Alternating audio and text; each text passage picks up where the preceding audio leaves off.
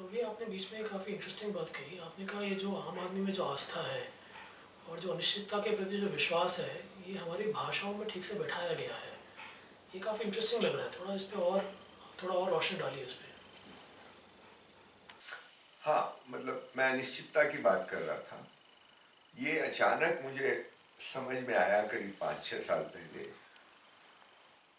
कि सारी समस्त भारतीय भाषाएं, तमिल को भी ले लें उसमें, क्योंकि तमिल को मतलब बाकी भारतीय बोली भाषाओं का कहीं ना कहीं संस्कृत से एक संबंध है, लेकिन तमिल का नहीं है। तमिल को कहा जाता है कि वो संस्कृत से भी पुरानी भाषा है, लेकिन तमिल भी, जो मैं बात कर रहा हूँ उसमें तमिल भी शामिल है। तो सारी समस्त बोलियां और समस्त भाषाएं भारत की जितनी भी है, उसमें एक खास बात है कि वहाँ हर चीज होती है, काम हो जाता है। हम यही कहते हैं ना, काम हो गया। बंगाली में भी इसी तरह कुछ कहेंगे, मराठी में भी इसी तरह कहेंगे, तमिल में भी इसी तरह कुछ कहेंगे, काम हो गया। अंग्रेजी में वर्क इज डन, वहाँ काम किया जाता है, यहाँ काम हो जाता है। शादी हो जाती है, बच्चा हो जाता है, उसके बच्चा हो गया, उसकी शादी हो गई, उसका काम हो गया, बारिश हो गई। तो यहाँ हर चीज होती है, इट हैपन्स। अंग्रेजी में हर चीज की जा रही है। वाक्य का निर्माण इस प्रकार का है। Even marriage, they got married, they she gave birth to a child, I burnt my hand और ही बर्न्ट हिज हैंड। हमारे यहाँ मेरा हाथ जल गया, मैं गिर गया। तो हमारे यहाँ हर चीज हो रही है। ये हो रही है, ये महत्वपूर्ण है मेरे समझ में।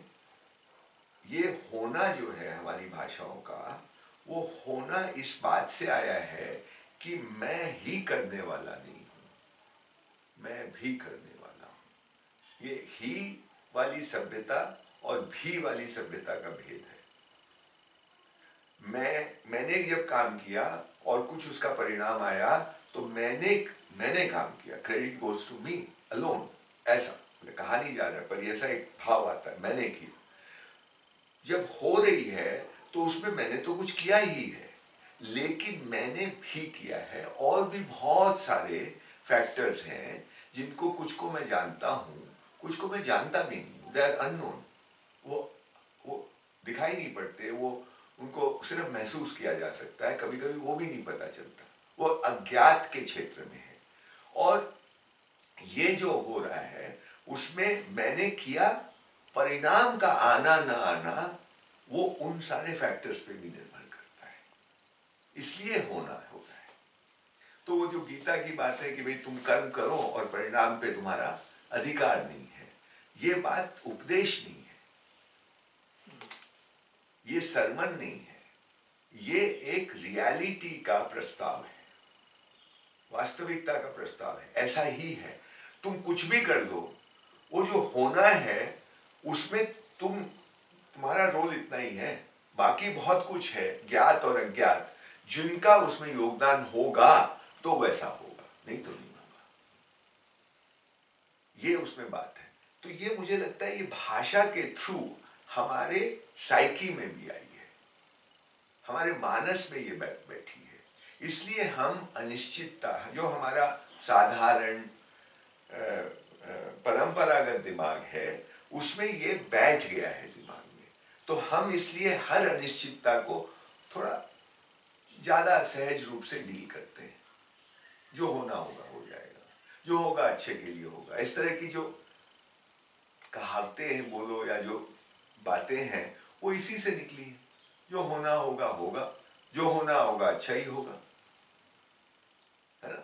तो ये एक मानस, वो मानस में अनिश्चितता और कोई अनहोनी की स्वीकार्यता, उसको जिस तरह से आप डील करते हैं, वो बिल्कुल अलग है आधुनिक दिमाग से। आधुनिक दिमाग अनिश्चितता से बहुत घबराता है, उसको अनिश्चितता सुहाती नहीं है। तो ये जो बात है, ये हमारी भाषा से इसका लिंक है। ये जब मुझे समझ में आया तो मुझे बड़ा मतलब मजा आया इस बात को समझ करके कि हाँ ये बात है। और इससे एक बात निकलती है कि जो हमारा आधुनिक दिमाग है उसके अंदर क्या होता होगा। एक तरफ ये यानी अपनी भाषा से भी जुड़े हुए हैं कहीं ना कहीं ज्यादातर लोग, और दूसरी तरफ अंग्रेजी की ओर झुकाव बढ़ रहा है। तो अंग्रेजी वाला डूइंग वाला मोड है, हमारा होने वाला मोड है।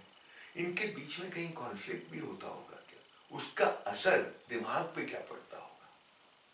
क्योंकि एक मजेदार बात तुमको बताऊं, कुछ साल पहले मैं कोई मैगजीन में पढ़ रहा था कि एक अमेरिका के किसी विश्वविद्यालय में एक एक्सपेरिमेंट हुआ कि इस बात पे कि भाषा दिमाग के परसेप्शन को कैसे मोल्ड करती है। तो बहुत सिंपल, मुझे बहुत खूबसूरत एक्सपेरिमेंट वो लगा। उस आर्टिकल के हिसाब से एक कमरे में अंग्रेजी भाषी लोगों को बैठाया गया जिनकी मातृभाषा और बोलचाल की भाषा अंग्रेजी है, और दीवार पे कंप्यूटर के जरिए या प्रोजेक्टर के जरिए एक छोटी तस्वीर लाइन खींची गई, दिखाई गई, और उसको मान लीजिए 10 सेकंड के लिए प्रोजेक्ट किया गया, और फिर एक लंबी लाइन को भी प्रोजेक्ट किया गया, वो भी 10 सेकंड के लिए। दोनों का समय उसी समय के लिए उसको प्रोजेक्ट किया गया।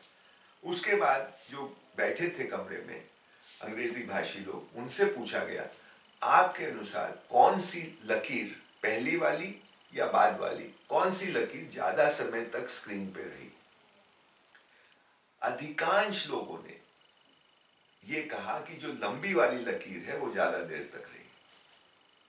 ठीक है, जबकि दोनों का समय एक ही था, पर इनका परसेप्शन क्या था, लंबी लकीर ज्यादा देर तक रही। उसके बाद उन्होंने दूसरी चीज की, उन्होंने एक हल्की फुल्की चीज, छोटी चीज को प्रोजेक्ट किया दीवार पे 10 सेकंड की, उसी समय के लिए, और एक भारी भरकम चीज को भी उतनी ही देर के लिए प्रोजेक्ट किया, और फिर पूछा ये कौन सी चीज ज्यादा समय तक दीवार पे रही। इस बार उन लोगों ने कहा लगभग एक ही जैसा।